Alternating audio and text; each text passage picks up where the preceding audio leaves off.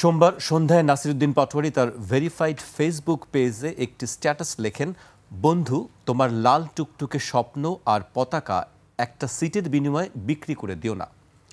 এরপরে শুরু হয় আলোচনা। এর মধ্যে আজ মঙ্গলবার সকালে বৈষম্য বিরোধী ছাত্র আন্দোলনের সাবেক সমন্বয়ক আব্দুল কাদের ফেসবুকে একটি পোস্ট লেখেন, একটা দলের নেতারা দিনের বেলায় হাঁকডাক ছাড়ে, দিনভর বিএনপির নিয়ে বেফাঁস মন্তব্য করে, আর রাতের বেলায় বিএনপির নেতাদের বাসায় গিয়ে ধর্ণা দেয়।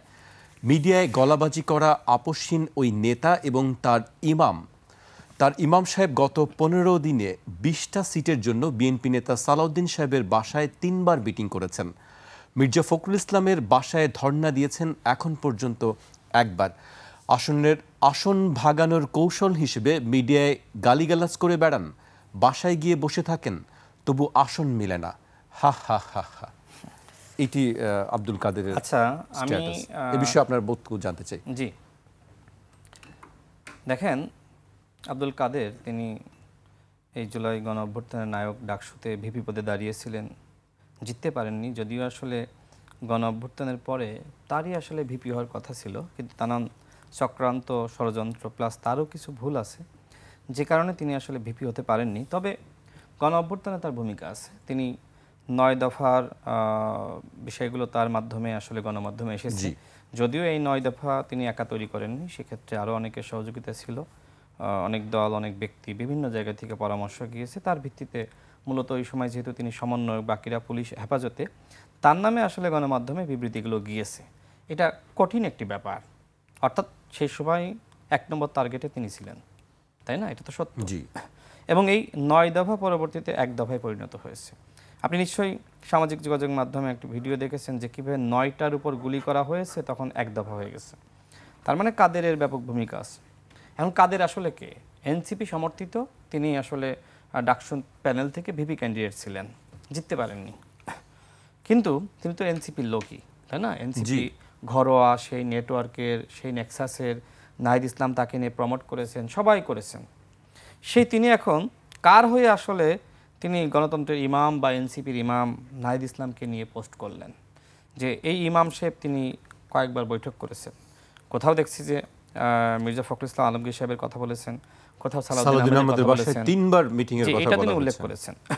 আবার এই ইমামের আগে তিনি বলেছেন যে ওই নেতা যিনি আসলে লাগাতার বিএনপির বিরুদ্ধে বক্তব্য দিচ্ছেন এবং ওই নেতার ইমাম মানে নাহিদ, আর যে নেতা এই মুহূর্তে এনসিপির পক্ষ বা এনসিপির নেতা হয়ে যিনি বিএনপির বিরুদ্ধে বক্তব্য দিচ্ছেন তাকে আমরা মোটামুটি সবাই দেখতেছি, তাই না? নাসিরুদ্দিন পাটোয়ারি সাহেব। এখন আসলে কি হচ্ছে এনসিপির মধ্যে বা এই নেক্সাসের মধ্যে বা গণ অভ্যুত্থানের শক্তির মধ্যে? এখন আমার কাছে মনে হয় যে এটি নিয়ে একটু অ্যানালাইসিস করা দরকার। প্রথমত, এনসিপি গণ অভ্যুত্থানের শক্তি, এটা তো সত্য, সবাই না, তাদের সামনের সারির কয়েকজন নেতা গণ অভ্যুত্থানে সামনে থেকে নেতৃত্ব দিয়েছে এবং ওই যে গণ অভ্যুত্থানের নেতৃত্ব তারা আবার বিভিন্ন জায়গায় আছে। আমাদের কেউ ছাত্র অধিকার পরিষদে, কেউ ছাত্র দলে, কেউ শিবিরে, এরকম আছে বিভিন্ন জায়গায়, অনেকে সাধারণ আছে। কিন্তু কথা হলো যে এনসিপির যারা একদম সামনের সারি তারা আবার একদম সামনে নেতৃত্ব দিয়েছে, যে কারণে এনসিপিকে মানুষ গণ অভ্যুত্থানের শক্তি হিসেবে ট্রিট করে। এবং এই গণ অভ্যুত্থানের শক্তি এই সরকারের আপনার যে মেয়াদ 15 মাস, এই 15 মাসে তারা বিভিন্নভাবে সুবিধা পেয়েছে। সুবিধা পেয়েও দলটা আসলে যেভাবে তৈরি হওয়ার কথা ছিল হতে পারেনি। গ্রাম গঞ্জে, পাড়া মহল্লায়, রুট লেভেলে আপনি যদি খোঁজ দেন, এককভাবে নির্বাচন করলে এনসিপি আসলে আপনার কয়টা আসনে জিতবে সেটি নিয়ে সন্দেহ সংশয় আছে। আজকে মির্জা ফখরুল ইসলাম আলমগীরও একই কথা বলেছেন। আজকে এনসিপি সম্পর্কে যে এনসিপির একটাও এলাকায় কোনো এনসিপি নেই, সে কারণে তারা জামায়াতের সঙ্গে সুর মেলায়, তারা পিয়ার চায় না, জনগণ পিয়ার বোঝে না, এসবের কারণে ভোট পেছানো চায়। তিনি বলছেন যে এলাকায় আসলে এই অল্প সময়ের মধ্যে তারা সাংগঠনিক ভিত্তি তৈরি করতে পারেনি।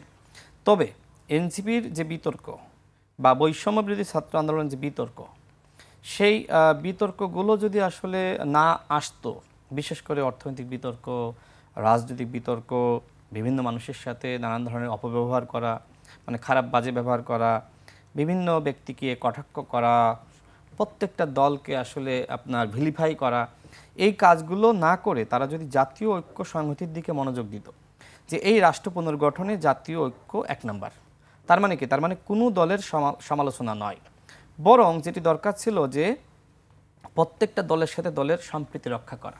গণ অভ্যুত্থানের সময় তারা যেভাবে সবাইকে এক করে রেখেছিল, ওই এক করে রাখা, পুরো জাতিকে নেতৃত্ব দেওয়া, দলগুলোকে এক কাতারে রাখার নেতৃত্ব দেওয়া, এই কাজটা করলে আজকে এনসিপির অবস্থা বিশাল হয়ে যেত এবং এদেশের তারুণ্য ঝাঁকে ঝাঁকে এনসিপিতে যুক্ত হতো।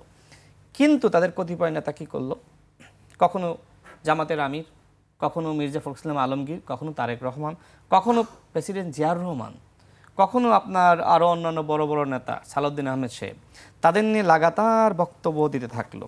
এর মাধ্যমে যেটি হলো যে এই নাহিদ ইসলামদের উপরে বিএনপির কর্মী সমর্থক ভোটারদের যে সহানুভূতি ভালোবাসা তৈরি হয়েছিল সেটা চলে গেল।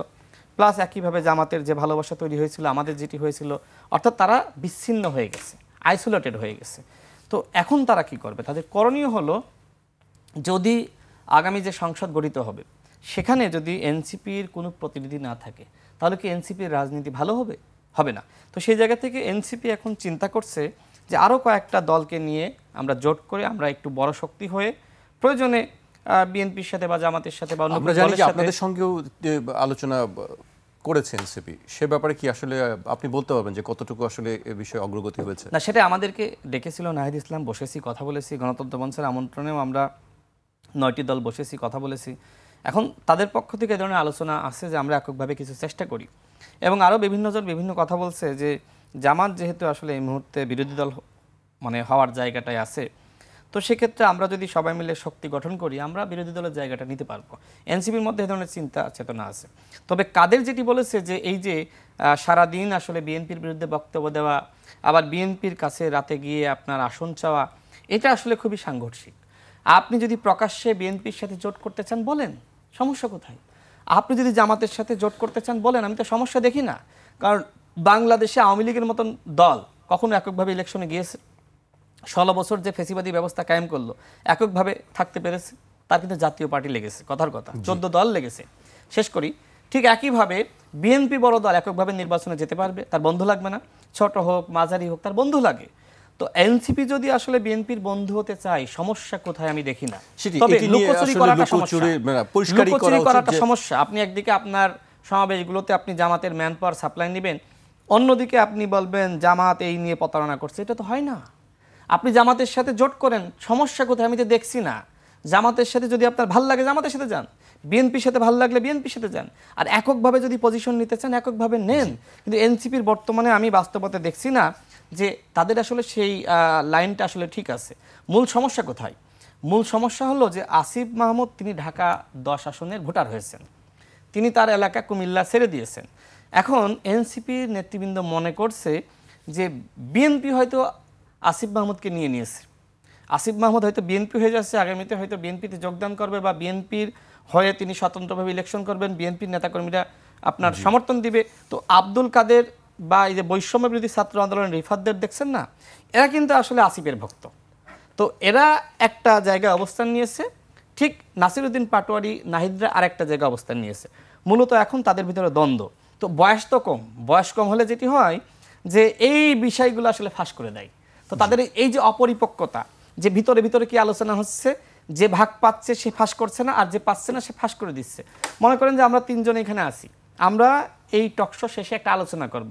আমরা কিন্তু বয়স, পরিপক্কতা, ম্যাচুরিটি নানান কারণে আমরা কিন্তু এটা পরবর্তী টকশোতে এসে আমরা বলবো না যে আপনি উপস্থাপক আমাকে তো এই কথা বলেছিলেন। কিন্তু তাদের মধ্যে সমস্যা হলো বয়স কম হওয়ার কারণে এবং যে অপরিপক্কতা এবং অল্প বয়সে অনেক কিছু পেয়ে গেছে, এবং এই যে অল্প বয়সে অনেক কিছু পেয়ে যাওয়ার একটা মানে কি বলবো এক ধরনের মানে অতিশয় সম্মান, এইটা আসলে তারা রক্ষা করতে পারছে না। এই জন্য একে অপরের বিরুদ্ধে লাগছে। দেখেন, আমি এর আগেও বলেছি যে এনসিপি আসলে জাসদের পথেই হাঁটছে, মাত্র শুরু হয়েছে, আরো 2টা বছর দেখেন এনসিপি কোথায় যায়। তবে এনসিপি যদি এই জিনিসগুলো কন্ট্রোল করতে পারে, যদি আমি আবারও বলছি যে এনসিপি যদি এই জিনিসগুলো কন্ট্রোল করতে পারে তারা ভালো করবে। কিন্তু এখন তাদের ভিতরে যে ধরনের মোহ, লোভ, একে অপরকে ছোট করা, তথ্য ফাঁস করা, বনাবনি না হইলে, ভাগাভাগি না হইলে মিডিয়ার সামনে এসে বলা, পোস্ট করা, এইগুলো আসলে এনসিপিকে ব্যাপকভাবে ক্ষতিগ্রস্ত করে।